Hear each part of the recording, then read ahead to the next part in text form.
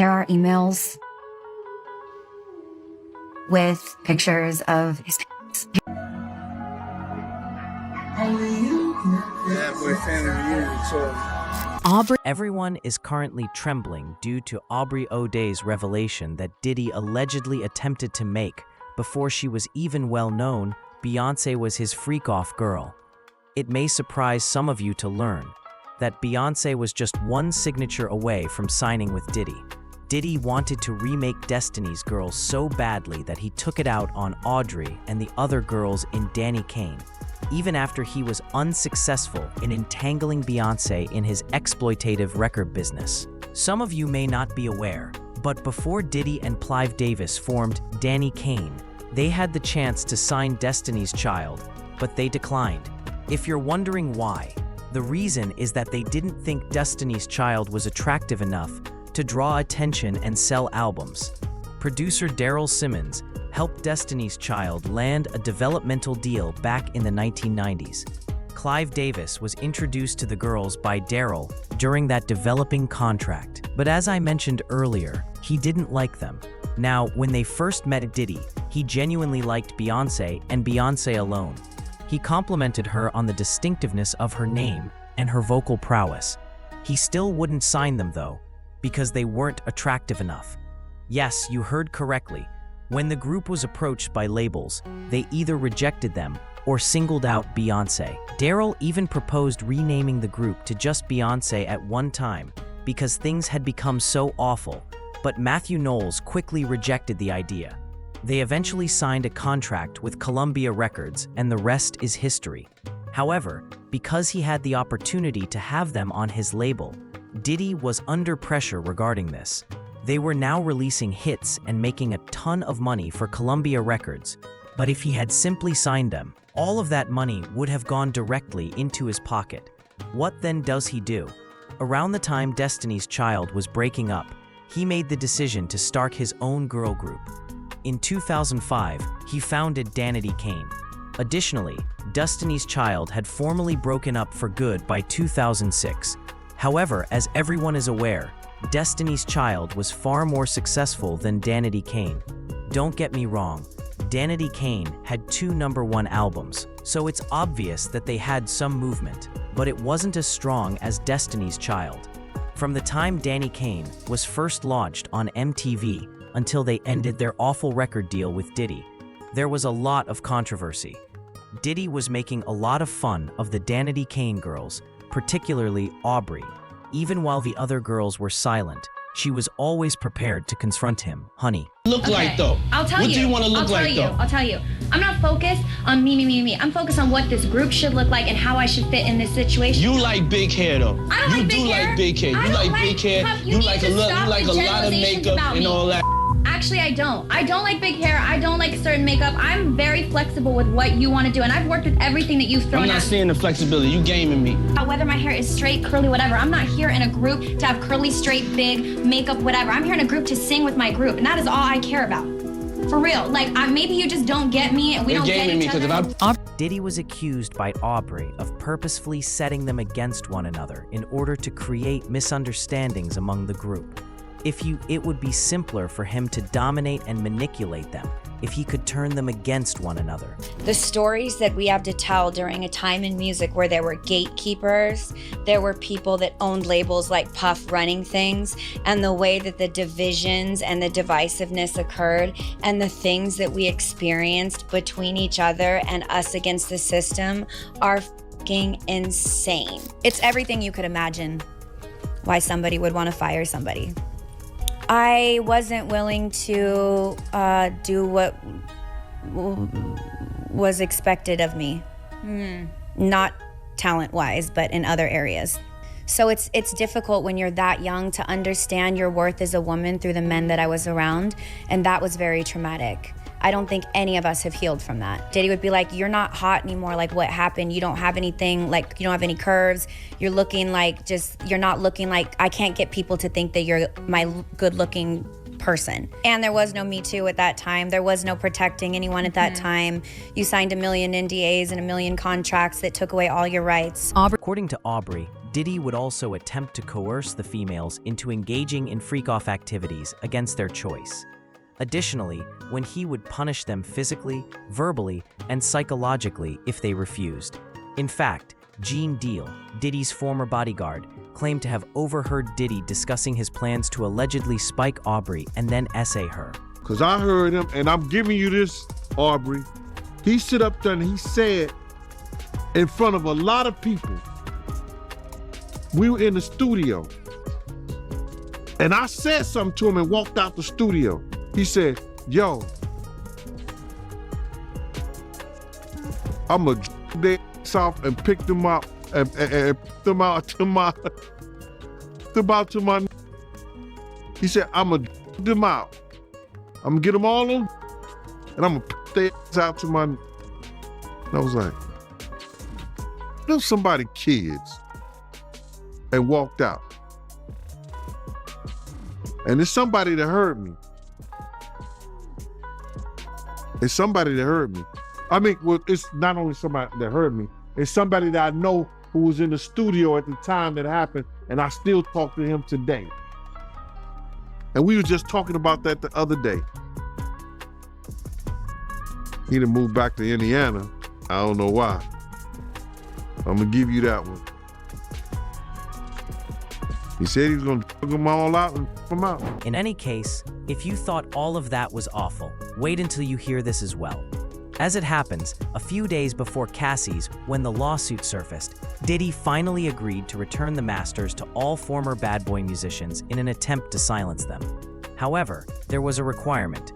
Being the most astute of the group, Aubrey persuaded the other females not to sign the NDA since, to be honest, they no longer needed such public rights. They would hardly profit from it anyhow, since nobody streams or purchases those songs anymore. Diddy attempted to prevent more victims from coming forward by forcing NDAs on them, because he knew Cassie's lawsuit would force them to do so. Luckily, Aubrey was aware that something significant was about to occur, which is why he was pressing them to sign NDAs. She advised the girls to wait and see if anything came up instead of signing it. Have to release him for any claims or wrongdoings or actions prior to the date of the release. I have to sign an NDA that I will never disparage Puff, Bad Boy, Janice Combs, or Justin Combs' music, or EMI, or Sony ever in public. So that you just got recently for this thing? I got it a few months ago when he started doing what's this. In the news now? So what's happening is artists, some of them, not all of them, are being given streaming royalties and ownership back over our publishing on songs that we wrote at a time when you know that you have to stream a song 1 million times to make a cent. Yeah. Okay? It's hundreds of dollars. And me, as somebody that's a girl's girl, I hit everyone in my group and said, absolutely do not take this deal. I can get us a show on Hulu right now. Gene Deal, Diddy's former security, also attested to this, stating that the Danny Kane females were the only those who did not sign the NDA. Did Diddy make his artists sign NDAs and people that work for him? Well, a lot of these rappers, a lot of these industry people, anybody who does business nowadays with the internet, they have NDAs, non-disclosure. That means that if you work for them, you around them, you can't disclose any of the information about them. It's the same thing that he gave to all his artists when he gave them their publishing back. I'm gonna give y'all publishing, but y'all can't talk about Janice Combs, Justin Combs, Sony, Bad Boy, or anything that happened. Y'all can't talk about none of that. But there's some artists that didn't say anything, that didn't sign it, and they able to talk about anything they want to. And I think that's those girls that was, I think Danny Kane. I think a couple of them didn't sign it. And boy, oh boy, they probably gonna go after him too. And as if that weren't terrible enough, Aubrey just made an appearance in the Netflix documentary about Diddy and revealed some big tale about the purported incident in which Diddy was caught seducing her while she was unconscious. Do you recall Gene Deal's prior statement that he overheard Diddy saying someone he was going to SA Aubrey? It's safe to assume that in the end, he was successful.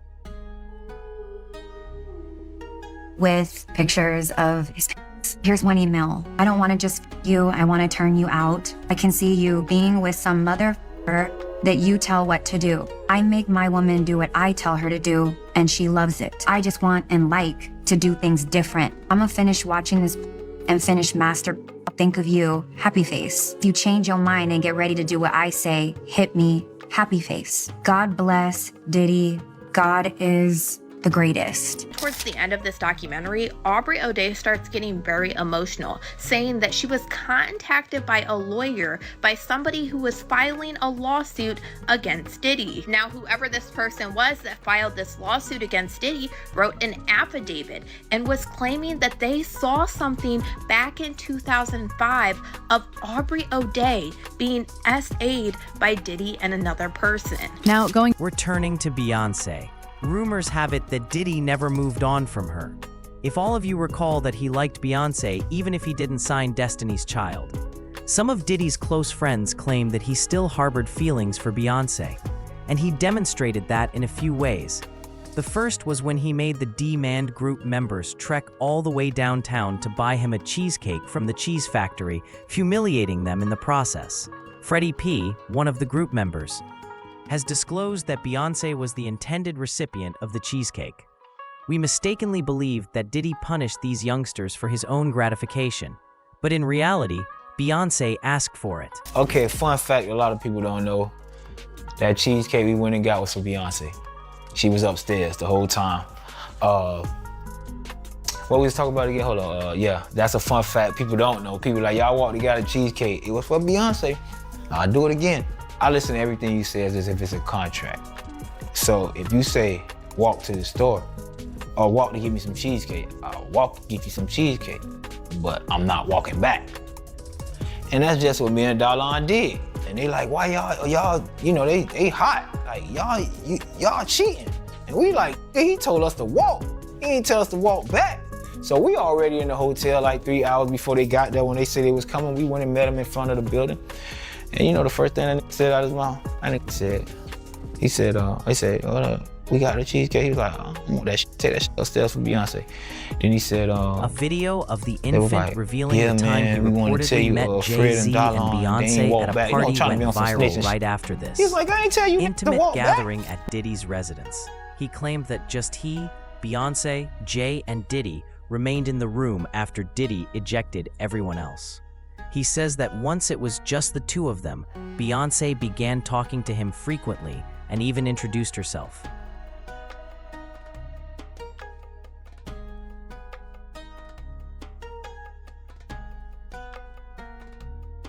I was at a party at Diddy crib in LA. This was the beginning of 2020. You know what I mean? Diddy had put everybody else out the crib, like the influx of people he had put him out. But he had took a liking to me in particular around the time, man. It was really, you know what I mean, like putting his arm around me. Right. So he had put majority of the people out, but he allowed me to stay in there. Mm-hmm. Me and, you know, maybe about 15 others, you know. Right. Jay-Z and Beyonce being, you know, two of the other 15 people in the room. So that'll just put into perspective of the type of company I was in right. at the moment, you know. And she came over and introduced herself to me like as if she had to. Right. Beyonce, cut it out. But I'm a big fan of your work, you know what I'm saying? Whoop de whoop, and that was just dope. That was dope as hell to me, man. That was dope. What he is a broke down Mandingo fighter still working on behalf of the NFL. Interview with the baby person who sat there and told him about when he met Beyonce. Y'all remember that? That happened on Shay Shack. And he talked about how he was at the Diddy party at Diddy's house. And how after, you know, the festivities were winding down and it was getting later into the middle of the night, approaching 3 a.m., Diddy got rid of almost everybody, but he let the baby stay behind with him and his close friends. And then he talked about how Beyonce was there and Jay-Z was there. Not at their house, at Diddy's house. There is no turning back. You're caught. I wish you had the common sense that animals do when they're caught. They just surrender. But no, y'all gonna fight it to the very end. Y'all gonna bring this broke down old NFL bum who apparently will do anything with his genitals to help cover or create validity where there is none with the weirdos. With his little orange purse. Screwing people's kids. Screwing kids young enough to be his grandchildren. Shame on you. You a dirty old man. Period. Now I'm